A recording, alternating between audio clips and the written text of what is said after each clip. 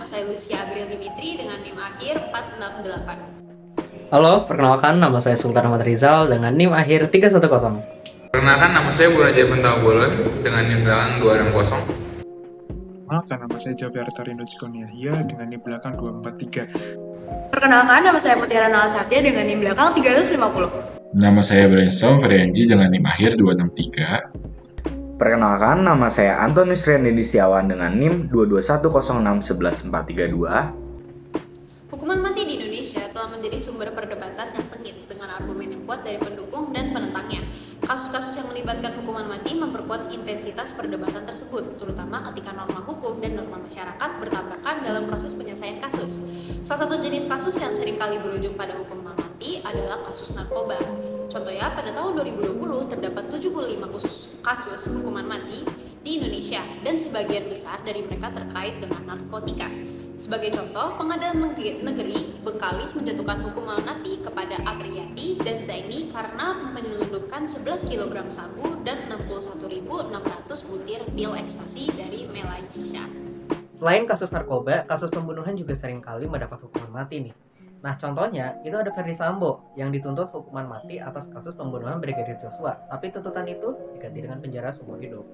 Terus ada juga peristiwa tragis serangan bom di Bali pada tahun 2002 membawa dampak hukuman mati, di mana 3 pelaku utama dihukum mati pada tahun 2008 atas peran mereka dalam serangan tersebut. Kasus individu seperti Freddy Budiman, seorang bandar narkoba yang dihukum mati pada tahun 2016, mencuatkan kontroversi karena dugaan keterlibatan aparat keamanan dalam jaringan narkoba. Sementara itu, kasus Mary Jane Veloso, seorang TKW asal Filipina yang dihukum mati di Indonesia atas kasus narkoba, memicu pro dan kontra di tingkat internasional, serta menggugah diskusi tentang perlindungan hak TKW. Semua kasus tersebut menjadi bagian dari narasi yang memperdalam perdebatan tentang hukuman mati di Indonesia, menyoroti kompleksitas norma hukum dan norma masyarakat dalam konteks penegakan hukum.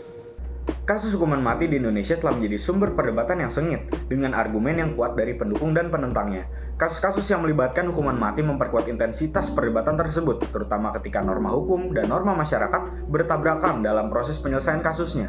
Salah satu jenis kasus yang seringkali berujung pada hukuman mati adalah kasus narkoba.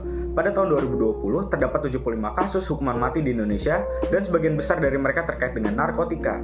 Sebagai contoh, Pengadilan Negeri Bengkalis menjatuhkan hukuman mati kepada Apriyadi dan Zaini karena menyelundupkan 11 kg sabu dan 61.600 butir pil ekstasi dari Malaysia. Selanjutnya adalah kontra dalam hukuman mati. Yang pertama adalah pelanggaran HAM, di mana hak asasi manusia menjunjung tinggi hak untuk hidup bagi setiap manusia dan setiap individu. Lalu yang kedua adalah kesalahan sistem hukum, karena hukum akan sangat bersalah apabila terdakwa setelah menjatuhkan pendakwaan terbukti tidak bersalah. Lalu yang ketiga adalah ketidakefektifan, karena masih terjadinya kejahatan dan juga lebih baik mengunggulkan pencegahan dan juga rehabilitasi. Kasus-kasus seperti ini memang sangat sering terjadi dan menimbulkan banyak pro dan kontra yang kompleks. Norma hukum yang ditetapkan oleh sistem peradilan seringkali berbenturan dengan norma-norma masyarakat. Hal ini jelas menciptakan ketegangan yang sulit untuk diselesaikan, apalagi dalam proses penyelesaian kasus. Nah, dalam menghadapi kompleksitas ini, salah satu pendekatan yang dapat digunakan adalah pendekatan mazhab formalistis. Sama seperti aturan game Mobile Legends tentang AFK, sistem mazhab formalistis juga melihatnya seperti itu. Ibarat kalau misalnya ada yang AFK, itu bakal kena hukum. Mau alasannya apapun, pasti akan tetap kena hukum.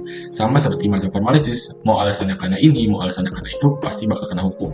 Namun perlu dilihat nih, kalau misalnya hukum di dunia nyata itu berbeda, nggak bisa hitam putih aja, tetapi banyak faktor-faktor lain yang ikut dalam pertimbangannya, seperti contohnya konteks ataupun norma-norma sosial lainnya. Sekian dari kelompok kami, terima kasih.